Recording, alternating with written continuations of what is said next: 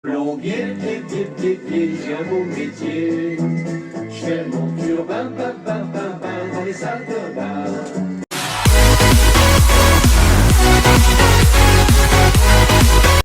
Donc de retour dans l'atelier pour vous montrer comment ça fonctionne. Alors ce soir je vais vous montrer comment tout ce que vous pouvez savoir sur un réservoir de toilette. Donc là on est sur un truc assez standard quoi, c'est un ancien modèle peut-être vu la couleur mais c'est un truc assez standard. Donc c'est simple. Et là je viens juste de me rendre compte pourquoi il l'a acheté son chiotte parce que il est fêlé de partout. Je vais t'y montrer tout de suite et tu vas comprendre pourquoi il l'a acheté. À mon avis c'est pas parce que Mémé elle a dit j'en peux plus de cette déco, faut tout changer. Non non. Là, c'était vraiment important. Alors là, comme tu vois, fissure. Après, c'est soit c'était déjà fissuré comme ça. Oui, et même en bas, vous en avez une. Je sais pas si tu vois bien. Je sais pas si tu vois clair. Tout en bas, là, ici, là. Voilà. Donc nous voilà à l'intérieur du réservoir. Donc dans le réservoir, vous avez un flotteur qui peut se trouver soit à droite, soit à gauche. Après, vous avez les deux trous d'accès. C'est vous qui choisissez par rapport à votre arrivée d'eau. Et la chasse, le bloc de chasse. Donc c'est simple, pour le démonter, le flotteur, c'est au niveau du robinet. Vous avez le robinet d'arrivée d'eau. En fait, vous devez couper l'eau, ou si jamais le robinet, vous le voyez un peu vieux et tout, que si vous pouvez vous le changer, c'est mieux, c'est toujours mieux, parce que tant que vous y êtes, bah, vous dites au client de fermer l'eau, ou chez vous, vous fermez l'eau. Tu t'y fermes l'eau et tu le changes quoi. Donc voilà, là c'est parti pour le démontage. Alors, je vais me mettre comme s'il était en face de vous. Bon, généralement on le fait coucher, hein, mais bon. On pose ça sur l'abattant du toilette en question et on le démonte. Alors là c'est simple, vous desserrez le flotteur. Il était déjà desserré. Voilà. Là vous avez le flotteur, c'est simple. Vous le retirez.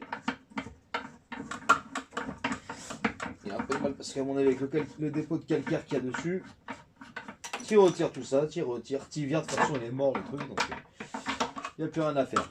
Pour la chasse, il te suffit juste de faire un quart de tour pour démonter la culasse en fait. Voilà, ça tu vires. Il te reste une bague en plastique et le joint intermédiaire entre la porcelaine et ta culasse de chasse. Donc, après, un truc un peu moins marrant, qui est souvent galère sur les chiottes les anciens chiottes que tu dois changer la chasse d'eau, ça fait des années qu'ils sont là. Donc, moi j'ai ces clés là que je garde. Donc, parce que là j'ai trouvé le bon modèle, parce que je voulais vous le montrer que des fois ça sert de garder des conneries. Vous voyez. Mais bon, je vais vous montrer la situation sans cette clé là. Donc, c'est soit vous prenez une pince et vous essayez. Vous voyez. Mais c'est compliqué parce qu'elle est pas assez grande la pince là. Et vous, voilà, elle est facile, comme par hasard. Donc là, je vais galérer en fait. Donc si vous n'y arrivez pas, ce que vous faites, si cet écrou est vraiment coincé, vous prenez une lame de scie, et vous faites des entailles.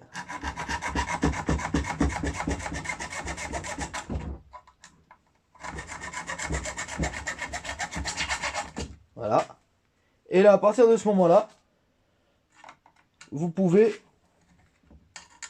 sortir l'écrou en forçant comme ça. Et voilà. Là, le boulot, il est fait. Vous voyez? Hop. Voilà. Et là, plus besoin d'effort. Hop. Et voilà. Alors, une fois que toutes les garnitures à l'intérieur est retirées, c'est-à-dire la chasse et le flotteur, il faut que tu retires ces deux tiges-là pour les changer. Celle-là, elle bouge déjà. Bon.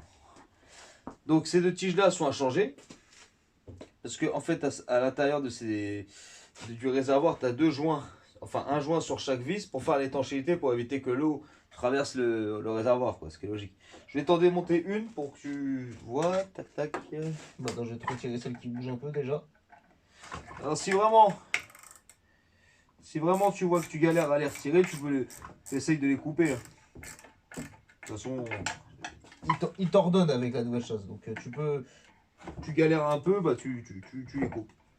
Essaye de desserrer un peu l'écrou avant pour avoir le passage pour la lame de scie ou la scie à métaux. Mais... Vous voyez, parce que là, ce qu'il aurait fallu, une petite technique aussi, si tu vois que tu fais chier, bah un peu de W40, tu laisses agir, tu bois un café avec le client et tu t'y desserres. Tu vas voir qu'elle va me faire chier, elle. Ça va le faire. Hop.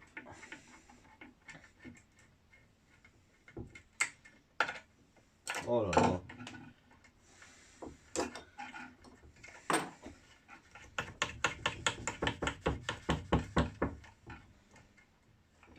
Donc là tu vois, je vois que le mec il a mis des coups de pince dessus. Donc ce que je vais faire, je vais t'y montrer, je vais le couper.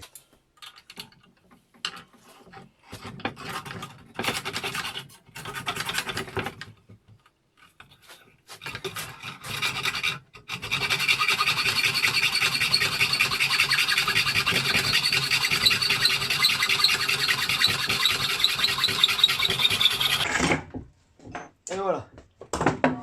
Hop. Et tu vois, en fait avant c'était comme ça.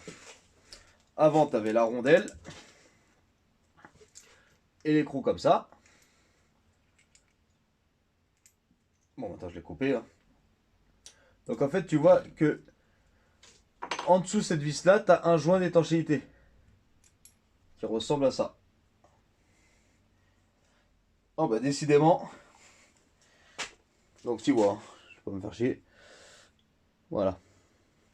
Donc ça a changé. Quand tu achètes une chasse d'eau, de toute façon, ils te les fournissent avec. Tu prends ton nouveau mécanisme. Tu dévisses la bague. Ça, si tu veux pas te faire chier, c'est pareil, c'est un quart de tour. Hop, tu le retires. Tu le mets de côté. Tu viens mettre juste la bague en plastique qui va tenir après la chasse. Hop, tu mets bien au milieu. Normalement, ce que tu fais avant de mettre ta nouvelle chasse, tu vois toutes ces traces noires là que tu vois là. Toutes ces traces noires, tu mets un petit coup d'éponge avec le, vous savez, la partie verte là qui gratte un peu. Hop, si ça persiste, un petit coup de toile émery, bien nettoyer surtout pour que le support soit net.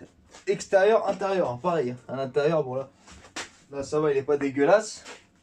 Mais si tu le fais, tu le fais bien quoi. C'est pas que tu fais de la merde. Là je le fais pas parce que c'est un exemple, hein, mais. Et là, hop, tu viens serrer. Tu viens serrer. Alors, est-ce que cette clé, elle y va aussi avec celle-là? Impeccable. Donc voilà, tu viens serrer. Là, je vais pas le serrer à fond. Après, tu le serres fort, mais bon, tu montes pas dessus non plus. Et tu viens mettre ton mécanisme à l'intérieur. Hop, tu tournes. Et il est tenu. Voilà. Donc après, ça c'est réglable. Tu le disparais les trous. De toute façon, c'est pas grave, c'est juste un test. Hein. Ça c'est réglable. Après, à l'intérieur, tu as les pastilles, tu règles. Après, ça, une fois que ça s'est mis en place. Mais bon, avant de mettre ça en place, le mieux c'est que tu mettes tes vis. Hein. Comme ça, tu te fais pas chier à mettre tes nouvelles vis une fois que tu as ton mécanisme dedans. Tu mets tes vis avant. T'as bien compris. Hein. Voilà. Tu viens, nouveau flotteur. Hop. Le flotteur, c'est le plus simple. Tu le mets en position. En fait, tu le mets en sorte qu'il touche pas la paroi. Qu'il touche pas les parois du réservoir, parce que sinon il peut bloquer le flotteur en fait. Voilà, tu vérifies qu'il soit à peu près droit, qu'il touche pas les parois et tu sers. Voilà, donc là, en fait, tu as changé ta chasse d'eau, elle est neuve. Là, ça y est, il te reste plus qu'à mettre ton joint qui est fourni avec la chasse d'eau pareil. Ton joint qui est là. Ça se trouve, je sais pas si je l'ai. Tu viens mettre ton joint qui est là. Et tu viens serrer contre ta cuvette et c'est fini. Après, ce qu'il faut faire attention, surtout quand vous achetez une chasse d'eau, c'est là, j'ai pas le couvercle parce qu'il n'y était pas. Là, vous en comprenez, j'aurais bien voulu l'avoir pour vous le montrer, mais parce que quand vous avez votre chasse d'eau, le plus important c'est de voir la taille du trou pour. Oh, il va me péter dans les mains tout à l'heure. Pour le bouton, parce que vous avez différents trous. Vous avez des petits trous, des gros trous. Je passe. Donc là, tu as différents diamètres de boutons. Et après, tu as de la table, par exemple de 40 à 53, je crois, ou autre comme ça. Il y a plusieurs diamètres. Donc voilà, après tout ça, que te dire de plus? Bah, rien d'autre. Maintenant, tu sauras à peu près tout sur une chasse d'eau. Tu pourras le faire toi-même. Et voilà, si jamais ça t'a servi ou que ça te servira, bah, ça me fait plaisir. Et n'hésite pas à t'abonner. Tu cliques, tu t'abonnes. Et on se reverra pour des prochaines vidéos. Allez, ciao!